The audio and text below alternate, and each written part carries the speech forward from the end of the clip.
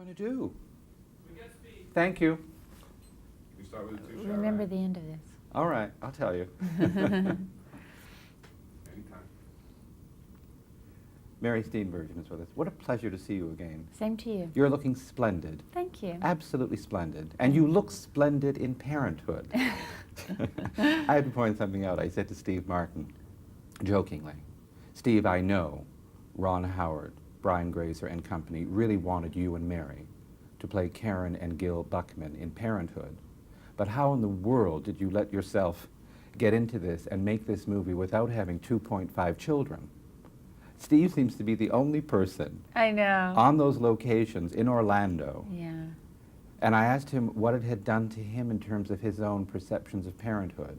Mm-hmm. And you had your kids, Lily and Charlie, with you. Mm-hmm. Was it important, Mary, to have the kids with you while you were making Parenthood?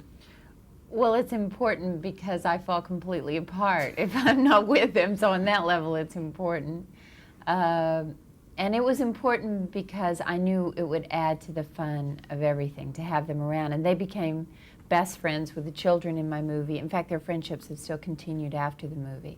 And with Ron's daughter, Bryce, who's the same age as my daughter, Lily, it was kind of set where if you don't like children, you're miserable on it because they're everywhere. They were everywhere, running in and out, and there was this, it was a wonderful, fun atmosphere. And we all lived in the same apartment complex as the children in the movie, so I would work all day, come home, open the door, beat, thinking, oh boy, I can't wait to get to bed, and 6 children would scream, Mom! And, you know, 2 of which were actually mine. And I would walk in and they'd say, it's Dad on TV. And there's Steve and the 3 Amigos, which they rented. And it just felt like you never left. You know, you never left the set. I thought there was something else wonderful, too. You said not only for your kids did every Sunday become a dream because it meant another trip to Disney World. Right. But you enrolled them in school, and you said the extraordinary thing was that by the time they got home from Orlando, they were ahead of their classes. They were. We had the most wonderful teachers on the film, and it was great because we could go to work together in the morning, and I could sit in my trailer and peek through the window and look into their school trailer. So I realized I'm actually seeing more of them when I'm working than when they're at school at home.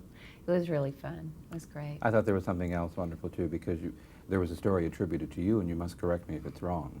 But you and Steve Martin would go to dailies, which consist of the previous day's scenes, and you were looking at something. And because of that adage and cliche in show business about be careful, never work with children and animals, which is an anachronism in Parenthood, you turned to Steve and you were supposed to have said, oh, let's just leave. Nobody's going to notice us anyway. That's right, I did. Well, the 3-year-old was just the most magical little creature, especially on film. I mean, he was an angel on film. He was a typical 3-year-old in real life. Mary, when you say that your character, Karen, in Parenthood, is a naturally good mother, what's a naturally good mother?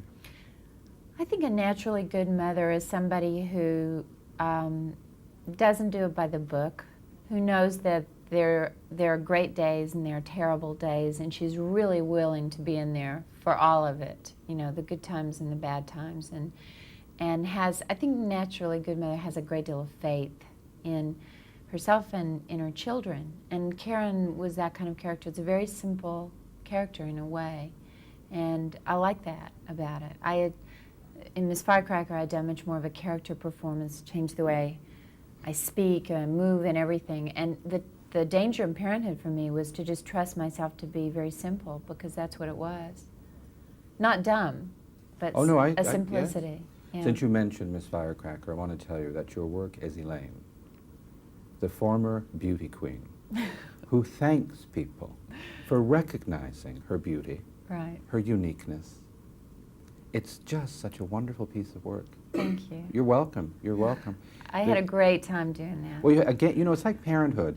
One sees actors acting off other actors. And to see you being reunited with Jason Robards, to see Diane Wiest, Steve Martin, Tom Hulse, the work between the two of you, one can feel the sense of family, the conflicts one experiences in family. And what I like about the Tom Hulse character is that he is a son of a bitch with no redeeming social value. None whatsoever. And when he leaves, he's still a son of a bitch with no redeeming Yeah. social. And I liked it. Yeah. I thought Jason Robards isn't going to make him a better son. No, that's an incredible relationship. And one of my favorite parts of the movie is when Jason Robards says to Steve Martin, you know, as far as being a parent, there is no end zone. It doesn't stop when you're 65 and he's 32. He's still my son, and he's still putting me through agony. And he was saying, you're not out of the woods ever. Did you And and I love Diane that. Wiest come out of this being friends? Yes. I'm not Yes. surprised, Mary. I'm not surprised either. I always knew that we were destined to work together. From the minute I saw her in film, I just thought, I really like that woman, and we would have fun together, and we really, really did. I regretted that I didn't have more actual scenes with her, but she's so special and so gifted. I just think she's great, and she's so great in this movie.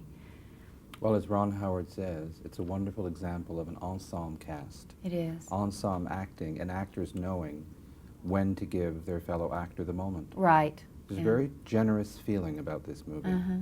It was a great.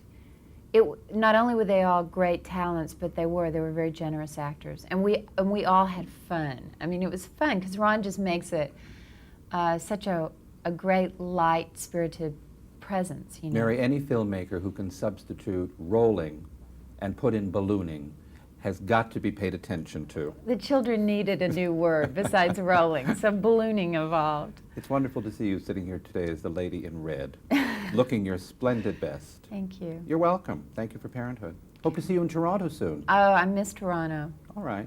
Do something about it, Mary. Hey, someone call me. Offer me a film there. All right. Mary Steenburgen, Parenthood. Thank you very much again.